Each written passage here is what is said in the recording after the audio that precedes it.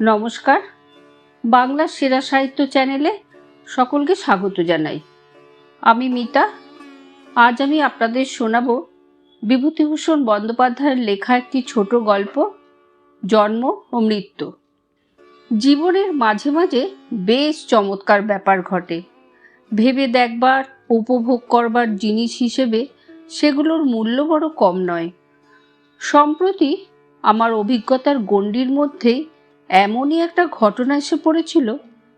ঠিক একটা ঘটনা না বলে বরং তাকে দুটো ঘটনার সমষ্টিই বলা যেতে পারে। মধুপুরে একটা বাড়ি ভাড়া করবার দরকার ছিল। এক জায়গায় সন্ধান পেলাম। ভবানীপুরের এক ভদ্রলোকের বাড়ি আছে মধুপুরে এবং তিনি সেটা ভাড়া দেবেন। সকালবেলা তার ওখানে গেলাম। বেলা তখন 10টা। ভবানীপুরে ভদ্রলোক যে বাড়িতে থাকেন তা বেশ বড় বাড়ি। বাইরে সুসজ্জিত বৈঠকখানা, কিন্তু তিনি তখন বৈঠকখানার পাশে একটা ছোট ঘরের তক্তপোষের উপর বসে গুড়গুড়ির নল মুখে দিয়ে তামাক খাচ্ছিলেন। ভদ্রলোক বৃদ্ধ, বয়স 65-র কাছাকাছি মনে হলো, কিন্তু তিনি নিজেই তার বয়সের সম্বন্ধে আমার মনে কোনো কল্পনার স্থান রাখলেন না। বললেন, আসুন আসুন, বড় ভালো দিনে এসেছেন। আজ আমার জন্মতিথি কি না, তাই বাড়িতে একটু উৎসব গোছের আছে। তা বেশ, এসেছেন যখন আপনাকেও ছাড়ছি নে, ইত্যাদি। কারোর জন্মতিথি উৎসবে যেভাবে তাকে মিষ্ট কথা বলবার কথা, ভদ্রলোককে আমি তা বললাম। কাজের কথাটা এই উৎসবের দিনে কিভাবে পারা যায়, বা কতক্ষণ ধরে জন্মতিথিতে মঙ্গলেচ্ছা প্রকাশ সংক্রান্ত কথাবার্তা বলার পরই কাজের কথা পারা সুষ্ঠু হবে, কিংবা আজকের দিনে বাড়ি ভাড়ার দরদস্তুর রূপ ইতরজনচিত কথাবার্তা বলা আদৌ শোভন হবে কি না, ইত্যাদি মনে মনে তোলাপাড়া করছি। এমন সময়ে একটি সুন্দরী তরুণী হাসি মুখে বড় একটা ফুলের তোড়া হাতে ঘরে ঢুকলেন। পেছনে একটি যুবক। গৃহকর্তা বলে উঠলেন, এই যে অরুণা, এসেছিস দিদি? ওহ, পেছনে যে নির্মলকে গাঁটছড়া বেঁধে এনে হাজির করেছিস, ছেড়ে আসা যায় না বুঝি? বেশ বেশ, আমরা হয়ে গিয়েছি এখন বুড়ো সুড়ো। তরুণী ফুলের তোড়াটি বৃদ্ধের হাতে দিয়ে প্রণাম করে এবং হাসি মুখে বৃদ্ধের গালে দুটি ঠোনা মেরে ঘর থেকে বার হয়ে গেল। যুবকটিও গেল পেছনে পেছনে। বৃদ্ধ বললেন, আমার নাতনি, আমার বড় ছেলের মেয়ে, আই পাস, ও বছর বিয়ে হয়েছে। স্বামী ইঞ্জিনিয়ার, বিলেত ফেরত, কর্পোরেশনে ভালো চাকরি পেয়েছে। কথা তখনও ভালো করে শেষ হয়নি, আর দুটি তরুণী ঘরে ঢুকলো। এদের ঘাড়ের উপর এলো খোপা এলিয়ে পড়েছে। পরনে জামিয়ারের মতো ছোট কলকার কাজ করা নীল শাড়ি ও ব্লাউজ, গলায় সরু মপচেন, পায়ে সোনালি জরির কাজ করা নাগরা। দুইটি অবিবাহিতা, একটি গৌরী, অপরটি উজ্জ্বল শ্যামবর্ণা। এরাও ফুলের তোড়া দিলে। গৌরী মেয়েটি ঝিনুকের কাজ করা একটি নস্যদানি বৃদ্ধের হাতে দিয়ে বললে, বাবা পাঠিয়েছেন কুন্নুর থেকে, মা আসতে পারলেন না এখন, রাত্রে আবার থিয়েটারে যাবেন। বৃদ্ধ বললেন, আজ দুজনে বুঝি স্কুল কলেজ কামাই করে বসে আছো? যা, ও ঘরে যা, হরিদাসকে বলে রাখ গাড়ির কথা, আমার এরপরে আর মনে থাকবে না। তরুণী দুটি চলে যেতেই বৃদ্ধ বললেন, আমার মেজ মেয়ের মেয়ে, বাগবাজারে আমার মেজ মেয়ের শ্বশুর বাড়ি। গোরাচাঁদ মল্লিকের নাম শুনেছেন তো? ওই তাদেরই বাড়ি, বনেদি বংশ। গোরাচাঁদ মল্লিক ছিলেন আমার মেয়ের শ্বশুর। এই যে ভূধর, এসো এসো বাবা, বসো। এবার আরো গুরুতর ব্যাপার। যাকে সম্বোধন করা হলো এবং যার নাম ভূধর, তার বয়স 50 থেকে 55। তিনি স্থূলকায় হলেও সঙ্গের মহিলাটির তুলনায় তিনি নিতান্ত কৃশ। এদের স্বামী স্ত্রীর পেছনে 4-5 ঘিরে 6-7টি ছেলে মেয়ে। এদের বয়স 10 থেকে 19-এর মধ্যে, আর একটি 20-22 বছরের মেয়ে একটু পিছিয়ে ছিল, তার কোলে একটি শিশু। কিন্তু এ পর্যন্ত যে কয়টি মেয়ে এখানে দেখলুম, তার মধ্যে এই মেয়েটি সর্বাপেক্ষা সুন্দরী। বৃদ্ধ তার দিকে চেয়ে বললেন, এই যে মৃণাল, পিছিয়ে কেন? আয় আয়, খোকাকে দেখি, দে একবার আমার কোলে দে ভাই। নিশীথ এলো না? আমার অবস্থা শোচনীয় হয়ে উঠেছে।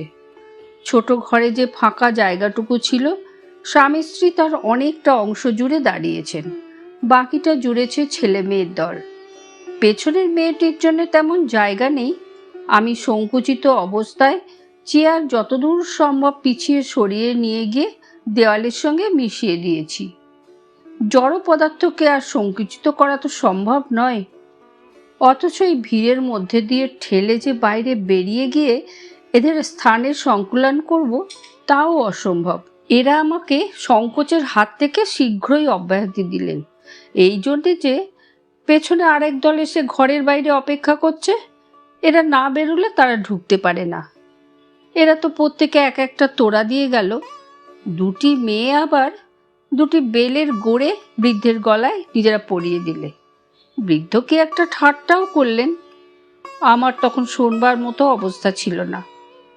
তারা ঘর থেকে বার হয়ে গেলে বৃদ্ধ বললে, এই আমার বড় ছেলে তারক, আলিপুরে প্র্যাকটিস করে, বালিগঞ্জে বাড়ি করেছে, সেখানেই থাকে। পিছনের দলটির মধ্যে মহিলা নেই, 3টি ছোকরা, বয়সে 16 থেকে 21। এরা এসে কিছু দিলে না। একজন অটোগ্রাফের খাতা বার করে বললে, জ্যাঠামশাই, আমার খাতায় আজকের দিনে কিছু লিখে দিন। অটোগ্রাফের খাতা ফেরত দিতে না দিতে আর 2টি ছেলে, তাদের সঙ্গে 12-13 বছরের একটি বেনি দোলানো মেয়ে এসে হাজির। তারপরে ব্যাপারটা গণনার বাইরে চলে গেল। কত ছেলে মেয়ে, তরুণ তরুণী, পৌর পৌরা যে ঘরটায় ঢুকতে বেরোতে লাগলো, আমার আর তাদের হিসেব রাখা সম্ভব হলো না। ফুলে ফুলে তক্তপোষটা ছেয়ে গেল। ফুলের তোড়া ক্রমশ উঁচু হয়ে উঠতে লাগলো, আর সেখানে জায়গা দেওয়া যায় না। আর এরা সবাই আত্মীয় আত্মীয়া, বাইরের লোক কেউ নেই, সব আপনা আপনির মধ্যে। পুত্র কন্যা, পৌত্র পৌত্রী, দহিত্র দহিত্রী, জামাই ভ্রাতৃবধূ, ভ্রাতুষ্পুত্র ভ্রাতুষ্পুত্রী, ইত্যাদি ইত্যাদি। ভদ্রলোক ভাগ্যবান। এদের মতো লোকের সাহায্য না পেলে প্রজাপতির সৃষ্টি রক্ষা অসম্ভব হয়ে উঠত। ক্রমশ ভিড় বাড়ছে দেখে আমি ঘর থেকে বেরিয়ে পড়লুম। আমি তখন হাঁপিয়ে উঠেছি। ভদ্রলোকও গোলমালের মধ্যে আমাকে তখন ভুলে গিয়েছেন। আমি তখন বাড়ির বাইরে এসে হাঁপ ছেড়ে বাঁচি। বাড়ির সামনের গলিতে সারিবন্দি মোটর দাঁড়ানো, সেখানে ধরেনি। গলি ছাপিয়ে মোটরের সারি বড় রাস্তায় এসে পৌঁছেছে। বিয়ে বাড়িতেও এত মোটর জমে কিনা সন্দেহ। গলি পার হয়েই বড় রাস্তার মোড়ে নিবারণ মিত্রের সঙ্গে দেখা। সে আমার পরিচিত বন্ধু। সেজে গুজে সিল্কের পাঞ্জাবি, সুরওয়ালার নাগড়া পরে তাকে ব্যস্ত সমস্তভাবে গলিতে ঢুকতে দেখে বললুম, ওহে, তুমিও কি বিশ্বনাথ বাবুর বাড়ি যাচ্ছ নাকি? হ্যাঁ, কেন বলো তো? তুমি বিশ্বনাথ বাবুকে চিনলে কি করে? এতক্ষণ সেখানে বসেছিলুম ভাই, দেখে শুনে মাথা ঘুরে উঠল। শহরের 1/3 লোক দেখলুম বিশ্বনাথ বাবুর আত্মীয়া, আর তারা সবাই এসেছেন ওই 77 বছরের বুড়োর জন্মদিনে ফুলের তোড়া উপহার দিতে। তোমার তোড়া কই? বন্ধু হেসে বললে, খুব আশ্চর্য লাগছে। বিশ্বনাথ বাবুর 7 ছেলে 4 মেয়ে। এদের সকলেরই আবার ছেলে মেয়ে এবং অনেকেরই নাতি নাতনি নাতজামাই ইত্যাদি হয়ে গিয়েছে। বিশ্বনাথ বাবুরা 3 ভাই, তাদের ছেলে মেয়ে নাতি নাতনি আছে। হিসেব করে দেখো কত হয়। এবং আসল কথা কি জানো, বুড়োর হাতে 1050 টাকা আছে। সকলেরই চোখ সেদিকে। এ কথা যদি বলি তবে সেটা খুব খারাপ শোনাবে হয়তো, কিন্তু কথাটা মনে না উঠে কি পারে, তুমিই বলো। আচ্ছা আসি ভাই, দেরি হয়ে যাচ্ছে। বিশ্বনাথ বাবুর জন্মদিনের সপ্তাহ 2 পরেই আমি স্বগ্রামে গেলুম। বলা আবশ্যক যে আমার গ্রামের সঙ্গে আমার সম্পর্ক খুব বেশি নয়। সেখানে বছরে একবার যাওয়াও ঘটে কিনা সন্দেহ। বাড়ি গিয়ে শুনলুম গ্রামের বৃদ্ধা শশী ঠাকুর মারা গিয়েছেন। শশী ঠাকুরের বয়স যে কত হয়েছিল তা বলা শক্ত। কেউ বলে 90, কেউ বলে 100-র কাছাকাছি হবে। আমরা মোটের উপর তাকে আমাদের বাল্যকাল থেকে অতি বৃদ্ধাই দেখে আসছি। বয়সের যে গণ্ডি পার হয়ে গেলে মানুষের আকৃতির পরিবর্তন আর চেনবার উপায় থাকে না, শশী ঠাকুরুন আমাদের বাল্যেই সে গণ্ডি পার হয়েছিলেন। শশী ঠাকুরুনের 4 ছেলে 3 মেয়ে। বড় ছেলেটি ছাড়া আর সকলেই বিদেশে চাকরি করে। বড় ছেলে তেমন লেখাপড়া না জানার দরুন দেশে থেকে সামান্য কি কাজকর্ম করে, তার অবস্থাও ভালো নয়। অনেকগুলো ছেলে মেয়ে নিয়ে বড় কষ্ট পায়। ভাইরা পৃথক, কেউ কাহাকে সাহায্য করে না। কর্মস্থান থেকে দেশেও কেউ আসে না। শশী ঠাকুরের কষ্টের অবধি ছিল না। একটা চালা ঘরে ইদানিং তিনি পড়ে থাকতেন। বড় ছেলেই তার ভরণ পোষণ করত বটে, কিন্তু তেমন আগ্রহ করে করত না। অর্থাৎ তার মনের মধ্যে এই ভাবটা জেগে রইত যে মা তো আমার একার নয়, সকলেরই তো কিছু কিছু সাহায্য করা উচিত মাকে। তারা যদি না করে আমি বা কেন এত দায় ঘাড়ে করতে যাই। শশী ঠাকুরুনের অন্য ছেলেরা কখনো সন্ধান নিত না বুড়ি বাঁচলো কি মরল, অথচ তাদের সকলেরই অবস্থা ভালো। মাইনে কেউই মন্দ পায় না, শহরে স্ত্রী পুত্র নিয়ে থাকে। বড় ভাইয়ের পত্রের জবাব দিত তাদের নিজেদেরই অচল হয়েছে, শহরের খরচ থেকে বাঁচিয়ে বাড়িতে পাঠায় কি করে। বাড়িতে বিষয় সম্পত্তি তো রয়েছে, তার আয় থেকে মায়ের চলা উচিত ইত্যাদি। কিন্তু বিষয় সম্পত্তি এমন কিছুই না যার আয় থেকে বেকার বড় ছেলের 1 পাল পোষ্য ও শশী ঠাকুরুনের ভরণ পোষণ ভালোভাবে চলে। বুড়ি খেতেই পেত না। ইদানিং আবার তার ছেলে মানুষের মতো বড় লোভ হয়েছিল, বিশেষ করে মিষ্টি জিনিস খাবার। আমি সেবার যখন দেশে যাই, বুড়ি দেখি একটা কঞ্চির লাঠি হাতে মুখুজ্জেপাড়ার মোড়ে বেলতলায় বসে। আমায় দেখে বললে, কুঞ্জ এলি নাকি? হ্যাঁ ঠাকমা, এখানে বসে কেন? এই বাদা বষ্টম খাবার বেচতে যাবে, তাই বসে আছি তার জন্য। বাতাসা কিনবো, ভিজিয়ে খাই। তা বেশ, বসো। ভালো আছো তো? আমাদের আবার ভালো থাকা থাকি, তুমিও যেমন দাদা, খেতেই পাইনে। বাদার কাছে 4টে পয়সা ধার হয়েছে, আর সে ধার দিতে চায় না। সিধুর কাছে আর কত চাইব, সে নিজের ছেলে পিলে নিয়ে আতান্তরে পড়ে আছে। আহা, বাছার আমার মুখ দেখলে বুক ফেটে যায়। আমি তার কাছে কিচ্ছু নেই নে। তুই আমাকে আনাচারেক পয়সা দিয়ে যাবি বাবা? বুড়ির অবস্থা দেখে বড় কষ্ট হলো।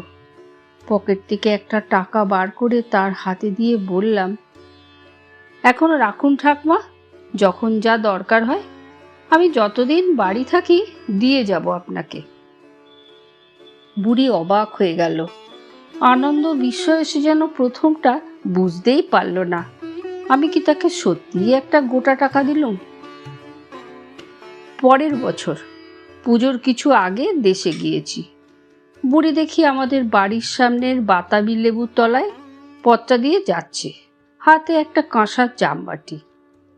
আমায় দেখে বললে, কখন বাড়ি এলি? বললুম, কাল এসেছি ঠাকমা। বাটি হাতে কোথায় গিয়েছিলেন? আর বলিস নে দাদা, বাটিটা নাপিত বাড়ি নিয়ে গিয়েছিলাম, যদি ওরা কেনে। আমার দিন তো আর চলে না, হাতে মোটে পয়সা নেই। সিধু খুলনে গিয়েছে আর 4-5 দিন। বাড়ি একেবারে অচল, ছেলেপুলেগুলো খেতে পায় না, এমন অবস্থা। তা বাটিটা বিক্রি করে আর কদিন যাবে ঠাকমা? তবু যে কদিন যায়, তাও ওরা নিলে না, বলে এখন নগদ দিতে পারবো না, ধারে বাটি দিলে আমার কি করে চলে ভাই বলো তো। একটু গুড় খেতে পাচ্ছি নে। বাটিটা বেচে ভেবেছিলাম আজ হাটে ভালো আঁশের আখের গুড় আনতে যাব। আজকের হাটটাও হবে এখন। ছেলেপুলে শুধু ঝিঙে ভাজা আর ভাত খেয়ে মারা গেল। তা নিবি দাদা বাটিটা? ফুলকাসা, এ ওদের বাটি না, আমার নিজের বাটি। বিয়ের দানে আমার বাবা দিয়েছিলেন। দেখ না। শহরে থাকি, অনেক সময় কাঁচা পয়সা রোজগার করি। পাড়াগাঁয়ে যে এত পয়সার কষ্ট, তা ভেবে দেখিনে। আমায় অন্যমনস্ক দেখে বুড়ি ভাবলে বোধহয় বাটি কেনবার ইচ্ছে নেই আমার। অনেকটা মিনতির সুরে বললে, না কিনিস, ওটা বাঁধা রেখে আমায় বরং 8 আনা পয়সা দে না বাবা। এরকম অবস্থায় বুড়িকে আমি আরও কয়েকবার দেখেছি। শুনলাম বুড়ির মরণকালে ছেলেরা কেউ আসেনি। বড় ছেলে খুব সেবা যত্ন করেছিল। বুড়ির গায়ে একটা লেপ ছিল। মরণের ঘণ্টা 2 আগে বুড়ি পুত্রবধূকে বলেছিল, বৌমা, লেপটা সরিয়ে নাও, 4-5 টাকা দামের লেপটা। আমি আর বাঁচব না, তখন ওটা আমার সঙ্গে ফেলে দিতে হবে। ও খেলে আর হবে না বৌমা। আহা, কোথায় পাবে সিধু যে আবার 4-5 টাকা দিয়ে লেপ বানাবে? শীতকালে বাছারা আমার আদুর গায়ে কাটাবে কি করে? আরো খানিক পরে বুড়ি ছেলেকে ডেকে বললে, দেখ সিধু, একটা কথা বলি শোন। আমার শ্রাদ্ধে বেশি কিছু খরচপত্র করতে যাসনি যেন। বিধু, মণি, শরৎ, ওরা কেউ কিছু হয়তো দেবে না। তুই একা পাবি কোথায় যে খরচ করবি? নম নম করে অমনি 5টি ব্রাহ্মণ খাইয়ে দিবি। আর যদি ওরা কেউ কিছু পাঠায়, তাও সব টাকা খরচ করিস নে, হাতে কিছু রাখবি। এরপরে তোর ছেলেপুলেরা খেয়ে বাঁচবে। শুনলাম শশী ঠাকুরের ছেলেরা সবাই বাড়ি এসেছে ও খুব ঘটা করে মায়ের শ্রাদ্ধ করছে। বেড়াতে বেড়াতে ওদের বাড়ির দিকে গেলাম। সামনের উঠানে নারিকেলের ডাল পুঁতে বিশোৎসর্গ শ্রাদ্ধের মণ্ডপ তৈরি করা হয়েছে। মণ্ডপের সামনে শামিয়ানা টাঙানো। গ্রামের অনেকেই সেখানে উপস্থিত। সেজ ছেলে গোপেশ্বর কাঁচা গলায় গ্রামের বৃদ্ধ চৌধুরী মহাশয়ের সঙ্গে আপিসে নতুন লোক ঢোকানো আজকাল যে কত অসম্ভব হয়েছে সে সম্বন্ধে কি বলছে। গোপেশ্বরের বয়স 45 ছাড়িয়েছে। রেলের অডিট অফিসে বড় চাকরি করে। চৌধুরী মহাশয় বোধহয় তাকে কারো চাকরির জন্য বলে থাকবেন। কথার ভাবে তাই মনে হলো, আগে অনেক ঢুকিয়েছি কাকাবাবু, সিমসন গিয়ে পর্যন্ত আর সেই সুবিধে নেই। সিমসন সাহেব আমি যা বলেছি তাই করেছে। এখন পোস্ট খালি হলে সব তলায় তলায় ঠিক হয়ে যায়। আপিসের আর সেদিন নেই। শুনলাম গোপেশ্বর রিটায়ার করার পরে প্রভিডেন্ট ফান্ডের দরুন প্রায় 18-19 হাজার টাকা পাবে। হাওড়ায় না বরানগরে জমি কিনেছে, সেখানেই বাড়ি করবে। আজ 10-11 বছরের পর সে দেশে এসেছে। মায়ের মৃত্যু না ঘটলে আর কতদিন আসতো না, তাই বা কে জানে। ওদের বাড়ির মধ্যে ঢুকে আমি তো অবাক হয়ে দাঁড়িয়ে রইলাম। এদের বাড়িতে যে এত ছেলে মেয়ে বউ ঝি চাকর আছে, তা চোখে না দেখলে বিশ্বাস করবার জো ছিল না। মেজো সেজো ও ছোট ছেলের বউয়েরা এসেছে। তাদের ছেলে মেয়ে নাতি নাতনিতে বাড়ি ভর্তি। খুব ছোটবেলায় যে মেয়েদের দেখেছিলাম হয়তো অনেকের সঙ্গে খেলাও করেছি, তাদের বিয়ে হয়ে ছেলেপিলে হয়ে গিয়েছে, অনেকের স্বামীরাও এসেছে, তবু তো বুড়ির বড় মেয়ে অনেক দূরে থাকে বলে আসতে পারেনি। অপর দুই মেয়ে ও তাদের ছেলে মেয়েরা এসেছে, সবাই ব্যস্ত সমস্ত। এখানে তরকারি কোটা হচ্ছে, ওখানে জিনিসের ফর্দ হচ্ছে, বাড়িময় ছেলে মেয়েদের চিৎকার, হাসি, ছোটাছুটি, মেয়েরা ওকে ডাকছে, মায়ের ছেলেপিলেদের বকছে, কুয়োতলায় বড় বড় পেতলের গামলা বাজার শব্দ। বাড়ি শুদ্ধ সবাই শশব ব্যস্ত, কারো হাতে এক দণ্ড সময় নেই। ওরে ও ঝি, রেনুর গায়ের জামাটা ছাড়িয়ে নিয়ে কেচে দে না বাপু, কতক্ষণ থেকে বলছি, আমার কি সব সময় সব কথা মনে থাকে? ও কমলা, হেলে দুলে বেড়াচ্ছ মা, ততক্ষণ পানগুলো তুমি আর বিনা নিয়ে গিয়ে ধুয়ে ফেলো না, এরপর আর সময় পাবে। কি কি আবার মরছে ডেকে ছোট বউ? মা গো, হাড় জ্বালালে, বসতে দেয় না এক রত্তি। এই তো আসছি ভাড়ার ঘর থেকে। একটু 17-18 বছরের সুন্দরী মেয়ে দালানে ঢুকবার দরজার একপাশে একটা স্টোভ ধরাবার চেষ্টা করছে। আমি পাশ কাটিয়ে দালানের মধ্যে ঢুকে দেখি মেজো ছেলে বীরেশ্বর ও তার বউয়ের ঝগড়া হচ্ছে। মেজো ছেলে কোন জমিদারি স্টেটের ম্যানেজার, বয়স 50-এর ওপর। তার স্ত্রীকে আগে কৃষাঙ্গী দেখেছি, আজ 8-9 বছর দেখিনি। এত মোটা হয়েছেন যে এরই মধ্যে প্রথমটা যেন চিনতেই পারি না। হাতে মোটা সোনার বালা ও অনন্ত, গলায় ছিকলি হার। তিনি স্বামীকে বলছেন, ও ঘরে আমি থাকতে পারবো না, এই ভিড়, তাতেও ঘরে খিল নেই। আমার মেয়ের গায়ে একগা গয়না, কাজের বাড়ি, লোকের ভিড়, বিশ্বাস আছে কাউকে? তাতে এই পাড়াগা জায়গা। বাবা, ভালোই ভালোই কাজ মিটিয়ে এখন এখান থেকে বেরোতে পারলে বাঁচি, কাল সারা রাত মশাই খেয়েছে। বীরেশ্বর বলছে, তা তুমি তোমার মেয়েকে নিয়ে না হয় পশ্চিমের কোঠায় শুয়ো, মাথা গরম করো না, দোহাই তোমার, তোমার মাথা গরম আমার বরদাস্ত হয় না বাপু। আমি ঢুকে পায়ের ধুলো নিয়ে প্রণাম করে বললুম, চিনতে পারেন কাকিমা? তিনি কথার উত্তর দেওয়ার পূর্বেই 11-12 বছরের একটি মেয়ে কোথা থেকে ছুটে এসে বললে, নাতনি এখনো পিন্টুকে দুধ খাওয়ায়নি মা, সকাল থেকে তাকে নিয়ে বাড়ির বাইরের উঠোনে বসে আছে, বললেও শুনছে না। বীরেশ্বর বললে, যা, এখন যা, বলগে নাতনিকে, আমি ডাকছি। এসো কুঞ্জ, বসো। ওগো, তুমি কুঞ্জকে চিনতে পারলে না? বীরেশ্বরের স্ত্রী মৃদু হাস্যে বললে, দেখেছি বোধহয় ওকে ছেলেবেলায়, যাতায়াত নেই, দেখাশুনো তো হয় না, না চিনবার আর দোষ কি বলো? শাশুড়ি মারা না গেলে কি এখন আসা হতো? চিঠি পেয়ে আমি বলি, না যেতে হবে বই কি, দেশে একটা মান খাতির আছে, শাশুড়ির কাজটা ভালো করে না করলে লোকে ওদেরই তো দুষবে।